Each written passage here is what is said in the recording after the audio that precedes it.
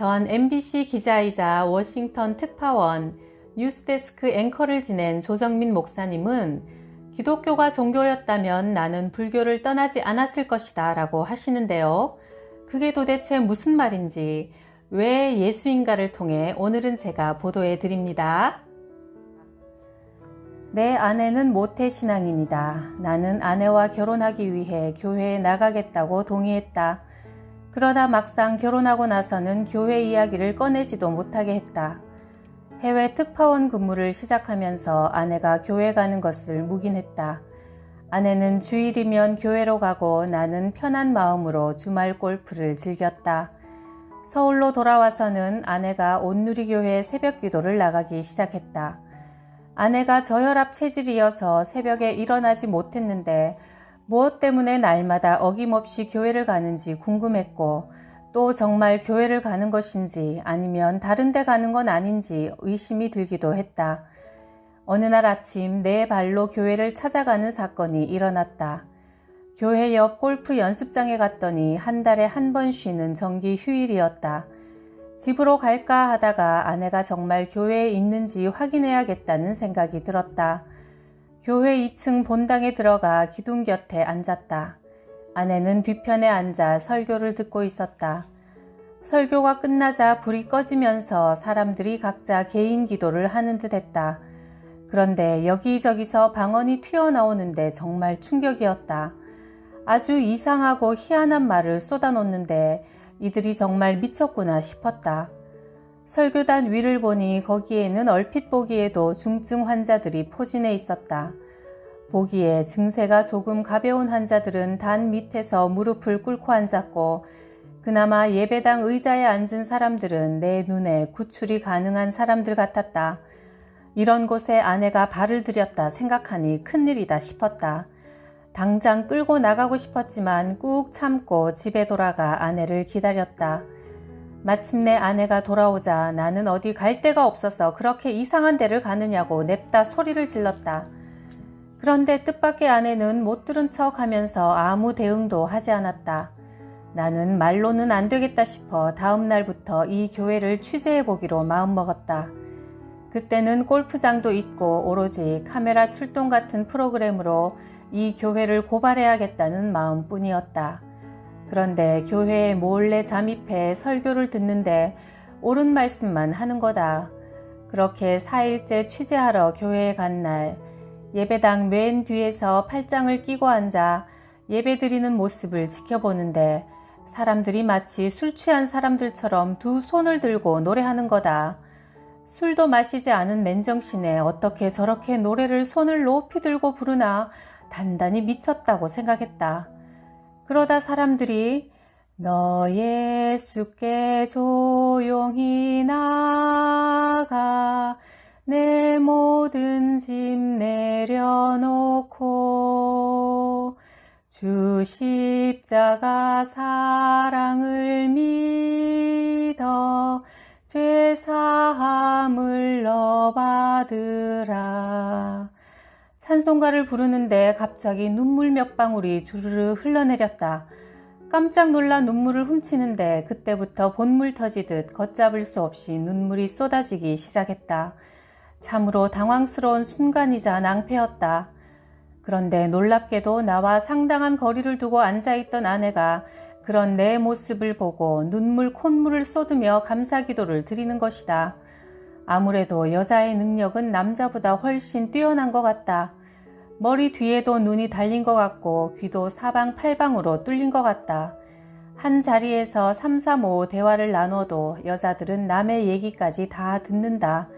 남자들은 같이 얘기한 사람들의 말도 제대로 듣지 못하는데 말이다.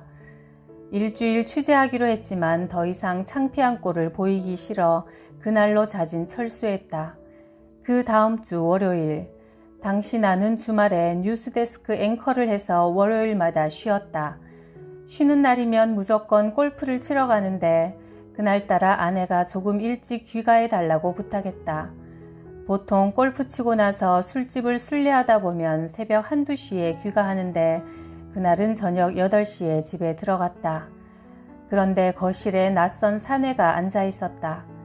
잠깐 할 말이 있어서 왔다며 자신은 목사라고 소개했다. 순간 이 자를 취재해야겠다 싶어 얘기를 들어보기로 했다. 그런데 그가 5분이면 끝나니 자기 말을 따라하라는 거다. 그러더니 나는 죄인입니다를 읊기 시작했다. 분위기가 심상찮다 했지만 하다만 교회 취재를 계속 해야겠다는 생각이 들어 마지막에 아멘까지 따라했다. 그런데 마지막에 아멘 하는데 순간 머릿속에 한 장면이 스쳐 지나갔다. 일본군이 미주리 함상에서 메가더 장군에게 항복문서에 조인하는 모습이다. 아, 내가 지금 항복문서에 사인한 것이구나. 내가 졌구나.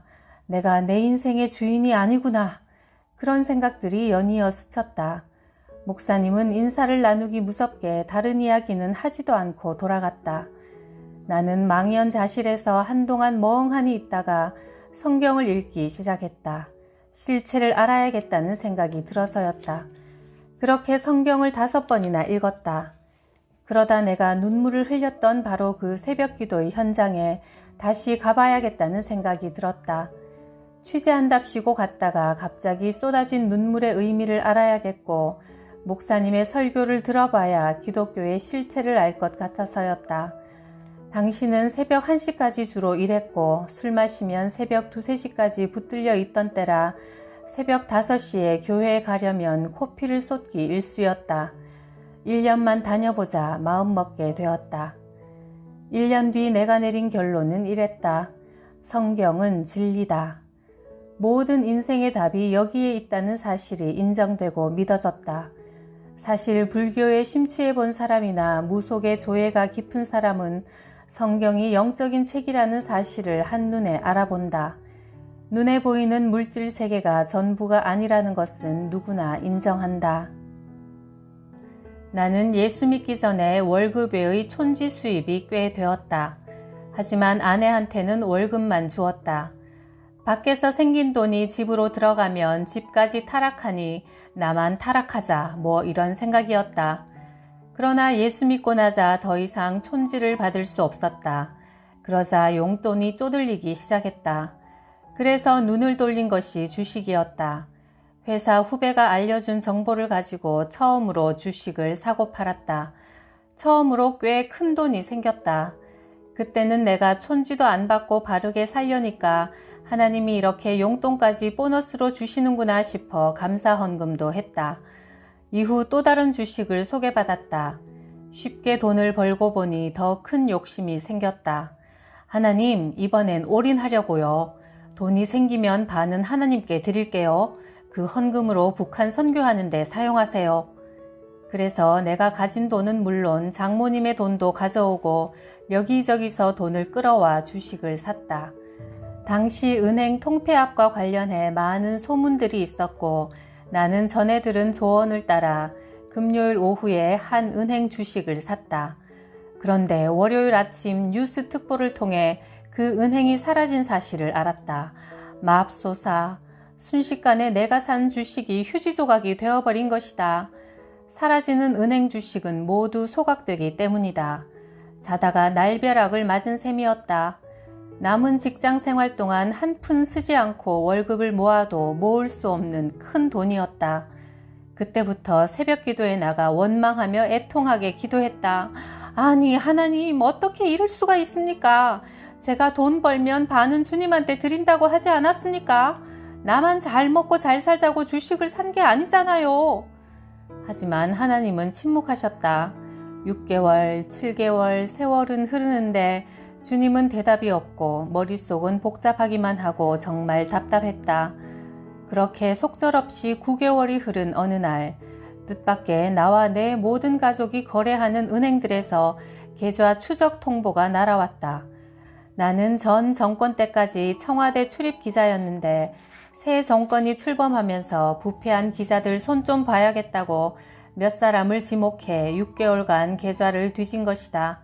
하지만 아무리 뒤져도 빚밖에 없으니 계좌 추적은 무위로 끝났다. 만일 당시 내가 산 주식이 생각대로 대박이 나서 은행 계좌에 몇십억이 들어있었다면 나는 영락없이 부패기자 1호가 되었을 것이다. 나중에 안 사실인데 검찰청이건 누구건 외부의 정보를 이용하면 내부자 거래 행위로 처벌된다는 것이다. 만일 하나님이 내 기도에 응답해 주셨다면 20년간의 언론인 생활은 하루아침에 끝나고 부패기자로 감옥에 갈 뻔했다. 이 사건을 겪고 나서 나는 돈을 대하는 내 태도를 보게 되었다. 그때까지 나는 내가 돈에 묶인 자라고 생각하지 않았다. 그런데 막상 돈을 잃고 나니 하루 종일 돈을 묵상하고 있는 나 자신을 발견했다. 돈이란 것이 얼마나 나를 쥐고 흔들 수 있는 존재인지 알게 되었다. 수세에 몰리니까 돈 때문에 옴짝달싹 못하고 돈만 생각하고 돈만 생기면 모든 근심이 사라질 것처럼 굴었다. 그때 나는 두 가지 중요한 사실을 알게 되었다. 첫째는 내가 얼마나 돈에 묶인 존재인지 깨닫게 되었고, 둘째는 빚이 죄라는 사실을 알게 되었다. 빚을 지니까 좀처럼 선한 생각이 나오지 않았다. 온종일 빚에 눌려 지냈다. 죄란 하나님에게 빚지는 것이다. 그런 의미에서 예수님이 십자가에서 말씀하신 다 이루었다는 빚을 다 갚았다는 의미가 된다. 빚을 지면 돈의 노예가 되고 만다. 어딜 가나 무엇을 하나 돈이 없으면 안 된다. 말할 수 없는 고통에 시달리는 것이다. 내가 그렇게 고통의 시간을 보내고 있을 때 하나님은 그 문제를 해결하고 계셨다. 나는 그 당시에는 꿈에도 몰랐고 나중에야 알았다. 오로지 돈을 어떻게 갚을까? 왜 이런 시련이 닥친 걸까 하며 괴로워하는 사이 하나님은 차근차근 해결책을 준비하고 계셨던 것이다. 고통의 문제, 고난의 문제 속에 하나님의 섭리와 은혜가 있다. 나는 고통의 터널을 빠져나오며 고난이 이해되기 시작했고, 그러자 그 돈을 내려놓을 수 있었다. 나중에 IMBC의 CEO가 되었을 때 1년만 더 있으면 주식 스톡옵션이 그 빚을 갚고 남을 만큼 됐을 텐데 나는 그걸 내려놓았다. 그 돈이 있으면 내가 뭘 할까? 쓰느라 정신이 없겠지. 하나님은 재물에 대한 훈련을 통해 돈의 사슬을 끊을 수 있는 은혜를 주셨다. 몇십억의 돈도 돈같이 보이지 않던 때 모두를 잃게 하셔서 죄의 뿌리가 탐욕에 있음을 알게 하시더니 탐심을 내려놓는 훈련을 시키신 것이다. 그때는 돈이 없으면 죽을 것 같았지만 지금은 얼마 안 되는 돈으로도 만족할 수 있고 감사할 수 있다. 돈은 벌면 벌수록 더 많이 벌어야 하는 악순환을 가져온다. 큰 집으로 이사하면 관리비며 품위 유지비며 들어가는 돈이 더 많아져서 그만큼 더 벌어야 한다. 돈을 벌고 번 돈을 쓰는 일이 삶에서 가장 중요해지고 마는 것이다. 내가 예수님을 만나고 나서 기도하는 가운데 하나님이 말씀하셨다. 네가 가진 것을 다 내려놓아라. 그래서 나는 IMBC의 CEO 자리를 떠나 미국 보스턴으로 신학 공부를 하러 갔다. 보스턴 유학 시절 보스턴 온누리교회를 개척할 당시는 정말 힘든 일이 많았다. 한 성도집에서 기도 모임을 갖다가 얼마 뒤 힘들게 예배당을 마련하고 온 성도가 힘을 모아 리모델링을 한 뒤 첫 예배를 드리는데 그 기쁨은 이루 말할 수 없었다. 이후 성도가 갑작스럽게 600여 명으로 불어났다. 그러나 이 성장이 꼭 축복이라고 할 수 없다는 것을 깨달았다. 성숙한 신앙을 가진 사람들이 별로 없어 오늘은 또 교회에 무슨 일이 일어날까? 누가 또 이런저런 말을 뒤섞어서 교회를 한바탕 뒤흔들어 놓을까? 사건들이 시도 때도 없이 터졌다. 정말 죽을 고생을 해서 교회를 세웠는데 정작 교회가 교회답지 못했다. 나는 심각한 회의에 빠졌다. 도대체 사람들은 왜 교회에 오지? 왜 교회까지 와서 싸우지? 주일이 돌아오는 것이 점점 고통스러워졌다. 몸도 성하지 않아 심장 수술을 2번이나 하고 입이 2번이나 돌아갔다. 입이 2번째 돌아간 때 어느 날 집에 누워있는데 눈물이 하염없이 흘렀다. 과연 내가 하나님께 부름받은 게 맞나? 왜 이런 시련이 그치지 않나 싶어 눈물이 마르지 않았다. 그런데 문득 추어탕이 너무 먹고 싶었다. 그렇다고 전도사 체면에 하나님 추어탕 먹게 해주세요 하고 기도할 수도 없는 일이라 속으로 삼켰다. 그런데 하루는 엄청난 눈보라가 있을 것이라는 일기예보가 있었다. 보스턴은 1년에 한두 차례 눈보라가 들이치면 온 도시가 집안에 갇혀 꼼짝을 못한다. 학교도 휴강하고 교회도 예배를 못 드린다. 그런데 한밤중에 문을 두드리는 소리가 들렸다.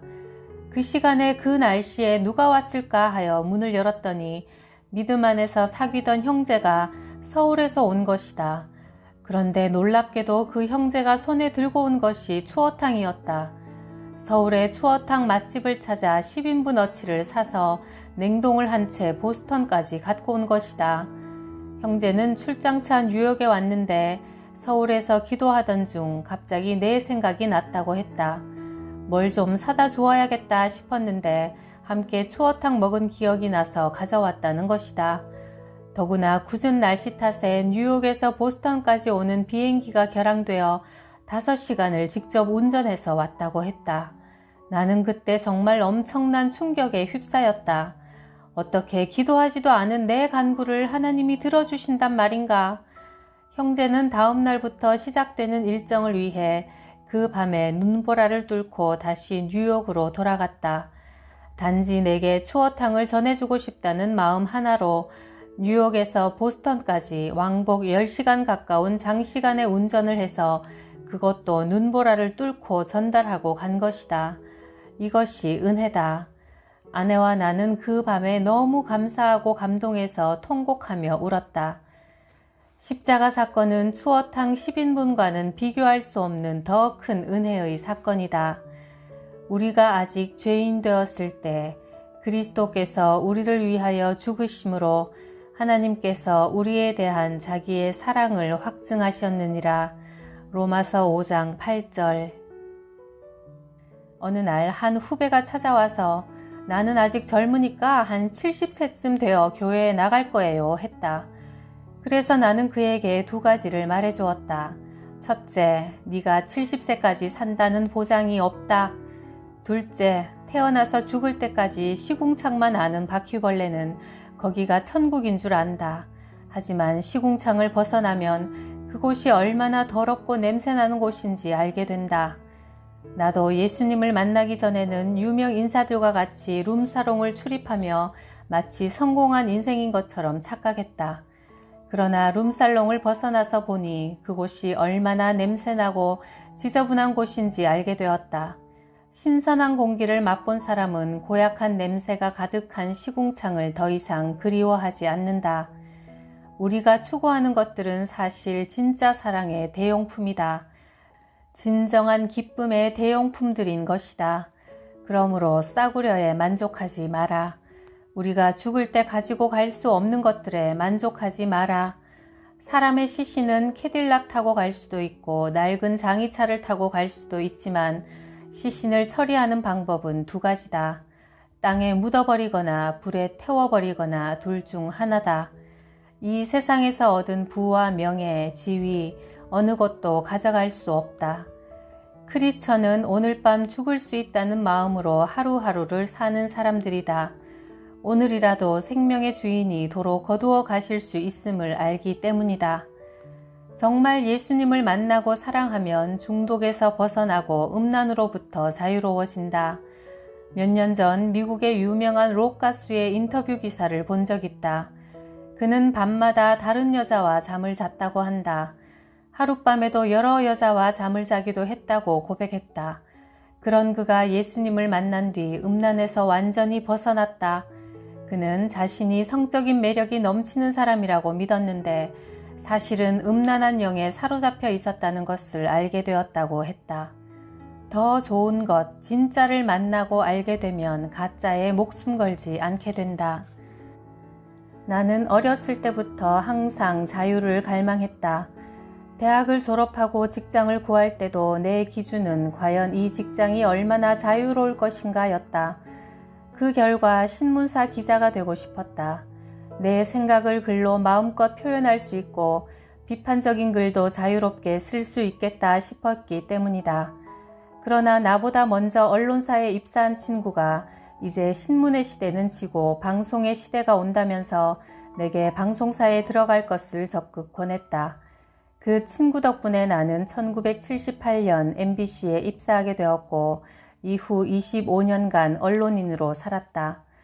그런데 방송국은 내 기대만큼 자유롭지 않았다. 방송국에서 일할 때 가장 쓴맛을 본 사건이 있다. 어느 유명한 아파트가 부실 공사를 해서 목욕탕이 무너져 목욕하던 주민이 크게 다쳤다. 취재하러 아파트 현장에 가서 옥상에서 내려다보니 베란다가 들쭉날쭉한 것이 한눈에도 난림공사임을 알 수 있었다. 현장에는 관리소장이 나와 있었는데 나를 사무실로 끌고 가 기사를 쓰지 말라고 협박조로 윽박지르며 거액이 든 돈봉투를 내밀었다. 당시 얼마 되지 않는 내 월급에 비하면 어마어마한 돈이었다.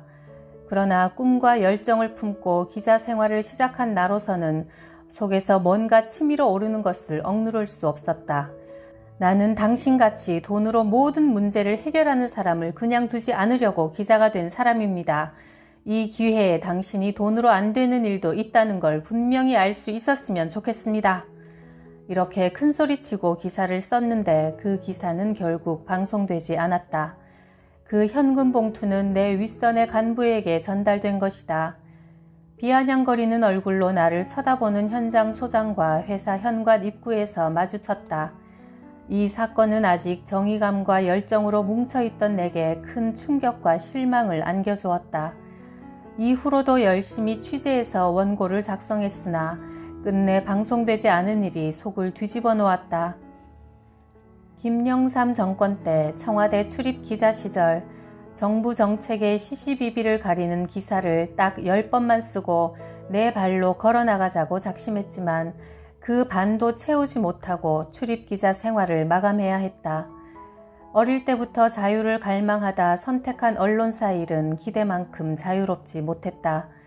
권력으로부터도 자유롭지 않았고 돈으로부터도 자유롭지 않았으며 선후배라는 학연과 지연으로부터도 자유롭지 않았다. 어디 언론사 뿐이겠는가? 어디서도 자유롭지 못한 사회에서 나는 여전히 자유를 갈망했고 자유에 대한 갈망은 마침내 방종으로 흘러갔다. 하루도 빠짐없이 술자리를 전전하는 술 중독에 이르렀고 일주일 내내 골프 생각에 젖어 사는 골프 중독이 되었고 돈 몇 푼 따는 맛에 시간 날 때마다 화투나 카드를 잡다가 노름 중독에 빠졌다. 겉보기엔 멀쩡했지만 내 인생은 깊이 골마가고 있었다. 나는 자유로운 직장을 찾아 방송국에 들어갔지만 그곳은 또 다른 형태의 감옥이었다. 수많은 관계망의 그물에 갇힌 감옥이었고 매일 전하는 뉴스는 들으면 들을수록 스트레스가 되었다. 그리고 그 뉴스를 전하는 방송국의 시스템은 그야말로 거대한 올감이었다. 사람들은 각자 살아남기 위해 죽을 힘을 다했다. 술자리조차 살기 위해 가야 하는 전장이었다. 일단 잔이 돌아가면 무조건 마셔야 했고 남녀를 가리지 않았다. 나는 어렸을 때부터 자유를 갈망했으나 그럴수록 깊은 수렁에 빠지기만 했다. 그러던 내가 예수님을 만났을 때 가장 먼저 내 마음을 친 단어가 바로 자유였다. 진리를 알지니 진리가 너희를 자유롭게 하리라. 요한복음 8장 32절. 내가 너희에게 한 말이 진리이고 그 진리는 너희를 자유하게 할 것이라는 말씀이다. 이 말씀을 읽고 내 가슴이 얼마나 뛰었는지 모른다. 지금까지 나는 자유를 쫓았는데 그것은 세상의 지식이나 방식으로는 얻을 수 없는 것이다. 예수님의 말씀을 가슴에 담고 그 진리대로 살면 자유하게 된다는 것이다. 그래서 나는 과연 그러한가 알기 위해 부지런히 성경을 읽었다. 그러자 말씀이 내 안에서 화학 반응을 일으키더니 지금까지와는 전혀 다른 가치 기준을 만들기 시작했다. 말씀이 들어오면 내가 얼마나 세상의 언어와 가치관에 오염되어 있는지 깨닫게 된다. 인생의 수많은 문제를 풀 수 있는 분은 오직 하나님뿐이라는 사실을 인정할 때 우리는 드디어 영적 여행을 시작하게 된다. 진리인 말씀을 따라가 보면 우리 존재의 뿌리이고 생명의 근원이신 궁극적인 시작점, 창조주 하나님에게 이르게 된다. 여러분은 여러분으로부터 시작되었는가? 이 땅에 온 것이 여러분의 뜻이었는가? 어느 것 하나 나로부터 시작된 것은 없다. 거슬러 올라가다 보면 이 모든 것이 하나님으로부터 시작되었음을 깨닫게 된다. 많은 사람들이 하나님의 존재를 인정하지 않고 거부하는 인생길을 걷고 있다. 에덴 동산에서 시작된 그 여행은 방황에 지나지 않는다. 목적 없이 방황하는 삶에서 돌이켜 목적이 뚜렷한 삶으로 돌아가야 한다. 우리는 이것을 구원이라고 말한다. 세상의 물질과 명예, 권력이 자유를 가져다 줄 것 같지만 그것으로는 결코 자유에 이르지 못한다. 자유는 오로지 우리의 근원 되시는 하나님 안에서만 누릴 수 있다. 최근에 어떤 사람이 나를 급히 만나고 싶다고 해서 시간을 쪼개어 만났다. 그는 돈도 가졌고 인기도 있었고 힘도 있었다. 그런데 불안하다고 했다. 나는 그에게 모든 소유를 다 팔아 가난한 사람에게 나눠주고 교회에 오라고 말해주고 싶었다. 나는 고난 때문에 예수님을 찾은 것이 아니다. 오히려 내 인생의 클라이맥스에서 예수를 믿기로 결정했다. 당시 나는 IMBC의 CEO로 다음 해 회사가 상장되면 스톡옵션이 생기는 등 인생의 성공 가도를 달릴 수 있었다. 스카웃 제의도 여러 곳에서 받았고 언론사 사장으로 와달라는 곳도 있었으며 국회의원으로 출마하라는 제의도 있었다. 하지만 나는 그 순간 신학교에 가기로 결정했다. 아내가 펄쩍 뛰었다. 아내는 100번 양보해서 신학교에 갈 생각이면 앞으로 먹고 살 돈이라도 챙기라고 했다. 그때 내가 아내에게 물었다. 오늘 밤 하나님이 나를 데려가면 어쩌겠소? 오늘 밤 죽어버리면 그 많은 돈이 무슨 소용이란 말이오. 오늘 밤 하나님이 여러분을 데려가신다면 여러분은 지금 당장 무엇을 하겠는가? 가장 중요한 일을 해야 하지 않겠는가? 쓸데없는 일에 낭비할 시간이 없다. 오늘 당장 죽는다 해도 두려워할 일은 아니다. 우리에겐 영원한 인생이 선물로 주어졌으니까. 그렇다면 이 육신의 생명을 가지고 영생을 위한 일을 해야 하지 않겠는가? 사실 인생에는 예수님이 아니어도 기쁜 일이 많다. 지난날 나도 사람들과 술을 마시며 어울려 노는 것이 즐거웠고 술에 취해 정신을 잃어 횡설수설 헛소리하는 것이 일탈이 되어 즐거웠다. 좀채 속을 내비치지 않던 사람도 술에 취하면 한순간에 무장해제되어 자신을 드러낸다. 금방 허물없는 친구가 된다. 골프는 또 얼마나 재밌는지 모른다. 시간을 투자한 만큼 실력이 늘어가는 재미가 쏠쏠하다. 그 재미에 빠져 한여름에도 13개나 되는 무거운 골프채를 담은 가방을 짊어지고 20리 길을 걸으며 손바닥보다 작은 구멍에 공을 넣겠다고 땀을 뻘뻘 흘렸다. 도박은 또 얼마나 짜릿한 재미를 선사하는지. 에이스 카드 3장이 손에 들리는 순간 숨소리부터 달라진다. 극도의 흥분과 기쁨이 온 몸을 전율하게 한다. 판돈을 다 딸 때는 세상을 얻은 것 같다. 나는 직장에서 승진도 해봤고 주식 투자로 돈을 벌기도 하면서 순간순간 기뻐했다. 그러나 돌아보면 그 즐거움은 정말 값싼 기쁨이었다. 너무 값싸기 때문에 너무 쉽게 빠져들었다는 생각이 든다. 이제 기쁨의 기준을 높일 필요가 있다. 예수님은 우리 인생에 전혀 다른 차원의 기쁨을 제공하시는 분이다. 영원한 생명과 죄 사함의 기쁨이 바로 그것이다. 여러분은 요즘 무엇이 재미있는가? 여러분을 기쁘게 하는 것이 무엇인가? 내가 전에 일하던 직장 옆에 주유소가 있었다. 주유를 위해 들를 때마다 세차권을 주어서 차곡차곡 모았다가 어느 날 세차를 하러 갔더니 그새 주유소가 문을 닫아버렸다. 애써 모은 세차권이 아무 소용없게 된 것이다.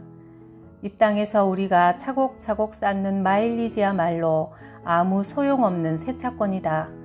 만일 이 땅의 삶이 전부라면 우리는 굳이 예수님을 알 필요가 없다. 그저 이 땅에서 잘 먹고 잘 살면 된다. 그러나 문제는 이 땅의 삶이 우리 인생의 전부가 아니라는 사실이다. 그렇기 때문에 타락한 인간을 구원하러 예수님이 오셨다. 왜곡되고 타락한 인생을 회복시키고 하나님 나라를 주시기 위해 예수님이 오신 것이다. 나는 불교 집안에서 태어나 40대까지 불교에 젖어 지냈다. 고등학교 시절에는 이왕 깎은 머리로 절에 들어가 몇 달간 지내기도 했다. 당시 그 절의 주지 스님이던 분이 아무리 봐도 자네는 제가 선사라면서 하산하라고 일러주셨다. 제가 선사란 집에서 불도를 잇는 사람을 말한다. 그런 인연으로 지금도 서로 연락하면서 지내는 스님들이 있다. 특히 선불교는 깊은 명상 속에서 철학적인 성찰을 넘어 영적인 엑스터시, 즉 니르바나를 경험할 수 있는 수양법이다. 그런 내가 예수님을 알고 나자 예수를 믿는 일은 일반적인 종교적 추구와는 차원이 다른 무엇이라는 사실을 깨닫게 되었다. 만일 기독교가 단지 종교에 불과했다면 나는 굳이 불교를 떠나지 않았을 것이다. 성철 스님은 돌아가시기 전에 자기가 대중을 속였다고 고백했다. 살아생전 오랜 세월 면벽 수행을 한 성철 스님을 사람들이 만나려면 3000배를 올려야 했다. 그만큼 수많은 사람들이 그분을 만나고 싶어 했고 존경해 마지 않았다. 그런 분이 내가 대중을 속였거니와 쌓은 죄가 수미산보다 높다고 했다. 무슨 말인가? 존경받는 수행자로 살았지만 자신의 죄를 스스로 해결할 수 없음을 고백한 것이다. 일찍이 출가한 성철 스님이 무슨 죄를 그렇게 많이 지었겠는가? 그러나 그분은 죄의 본질을 꿰뚫어 보았다. 그랬기에 그분은 이제 무간지옥으로 간다고 말했다. 그토록 오랜 세월 마음을 수양한 성철 스님조차 죄에서 자유로울 수 없었다면 우리가 무슨 방법으로 죄를 해결할 수 있겠는가? 인간은 스스로 죄의 문제를 해결할 수 없다는 것이 종교의 실상이자 한계다. 그러니 어린아이처럼 예수를 믿는 사람이야말로 얼마나 복받은 인생인지 모른다. 예수님은 아무 값없이 자기 목숨을 내놓아 우리 죄를 해결해 주셨다. 얼마나 많은 죄를 지었는지 이루 헤아릴 수 없지만 내게는 용서받았다는 확신이 있기 때문에 깃털처럼 가볍게 살 수 있다. 하나님은 그런 우리를 위해 잔치를 베풀어 주신다. 아버지 유산을 챙겨서 집을 나가 재산을 다 털어먹고 빈손으로 돌아온 탕자 아들에게 잔치부터 베풀어 축하해 준 아버지의 마음이 우리를 향한 하나님의 마음이다. 수고하고 무거운 짐진 자들아 다 내게로 오라. 내가 너희를 쉬게 하리라. 마태복음 11장 28절. 네 자녀가 짐이냐? 나한테 맡겨라. 남편이 짐이냐? 나한테 맡겨라. 네 자신도 못 바꾸면서 누구를 바꾸겠다는 거냐? 너 자신도 너한테 만족하지 못하면서 누가 너한테 만족하기를 바라느냐? 나한테 맡겨라. 예수님께 다 맡기고 가벼워지고 홀가분해지라고 말씀하신다.